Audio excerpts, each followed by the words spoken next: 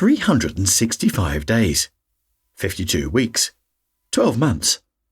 You can split the calendar year in all manner of ways. There are holidays galore, seasonal change, and so much more besides.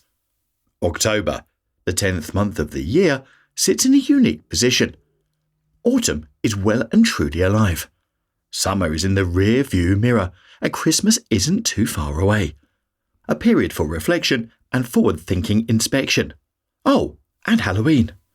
October is a good time to take note of everything that has happened in the 9 months prior, while also cultivating a mind toward the future. The holiday season isn't too far away, so while Christmas lists are just around the corner, it's time to focus on your journey.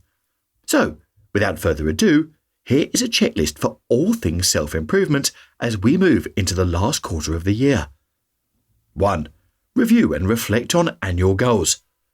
Before we plough ahead toward one of the busiest periods of the year, let us first take a trip down memory lane. Cast your eye back towards the run-up to New Year's Eve.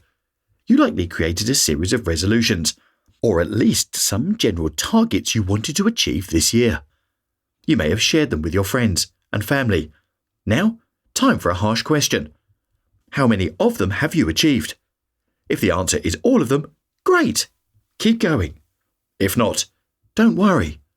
That is perfectly normal, as research has found that 80% of people give up their New Year's resolution by the second week of February. Such a high rate of failure indicates people need to both set more realistic expectations of themselves and work out how to continue their goals throughout the year. As we enter the final quarter of the year, it makes sense to assess your progress. Look back at the goals you set at the beginning of the year. Assess what you have accomplished and what still needs attention. This can be done with a simple list. From there, you can adjust your plans accordingly to ensure you aren't overloading with unrealistic expectations, but also giving yourself targets that satisfy the hunger within. Before we move to the next item on this checklist, it's important to remember that you need to be honest with yourself. It's difficult to take an honest look at your progress and acknowledge your failures, but denying them only normalizes complacency with yourself. When you're honest during your final quarter assessment, you give yourself a better chance of setting New Year's resolutions you can follow through with all year long. After all, the better you know yourself, the easier it will be to stay consistent. 2. Set a quarterly resolution 3-month goal.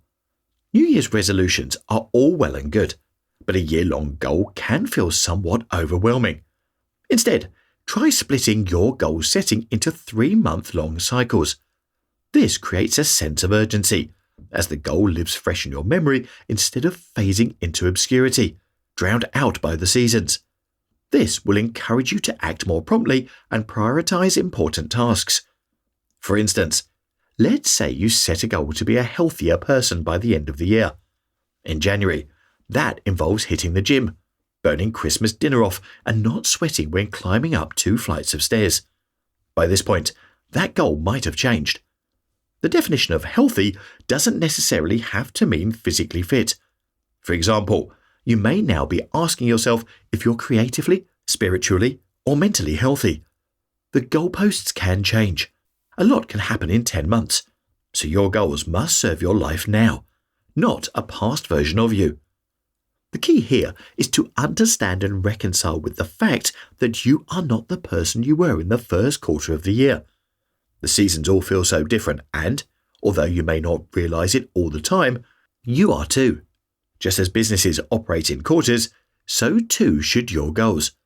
When you operate from a quarterly outlook, you make your life and goal setting more manageable and measurable than a vague year-long goal. This allows for quicker adjustments based on progress.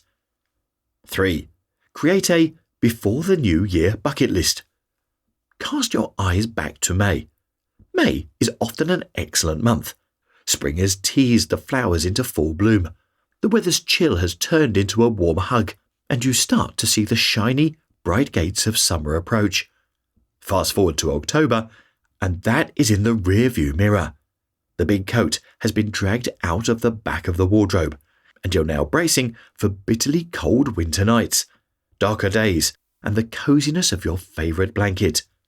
2 altogether different experiences that need 2 altogether different approaches. To ensure you head into the final few months of the year with the clarity necessary for a strong start, it's wise to get your notepad out and once again start the list process.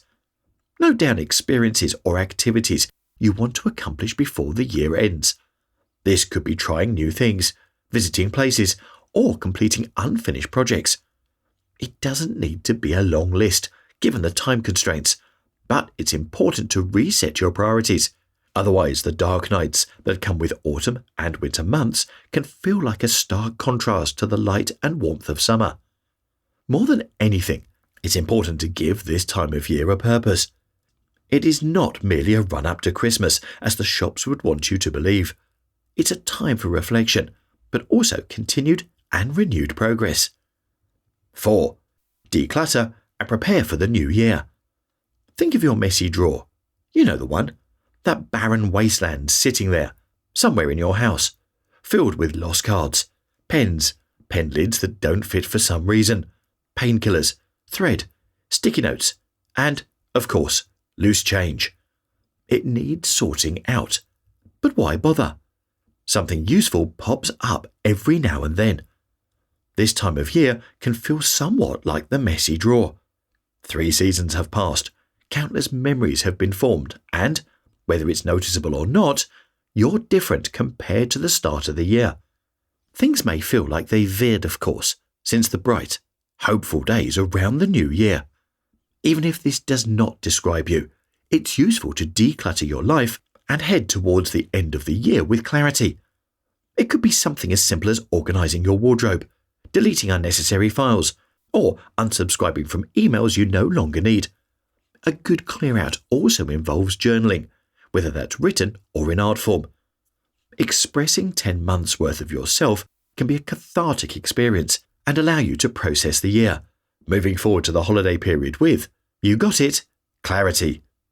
5. Create a vision and plan for the next year. Once you've decluttered your mind, reflected, minimized the last remaining months of the year, and created a mini bucket list, it's time to think a little bigger. Once again, that time of year is rolling around. The time to look around the corner is not far away. It's time to start thinking about what you want to achieve next year. If you leave it to the first few days of January, the important goal-setting period can feel rushed. This can make goals feel insincere and not truly reflective of what you want. Think of it this way. You'd feel much better about your targets for the coming year if they're produced from a process of intentional thought and dedication to improving yourself instead of a hungover whim. So, if there's anything you take away from this video, it's that you should start now. This can include setting new goals, making a vision board, or drafting a preliminary plan. You could outline your top 3 goals for next year, and the first steps to achieve them would be a good example. Good luck! Would you like the full illustration from this video? Click here and I'll send it right over. Thank you for watching and have an awesome week.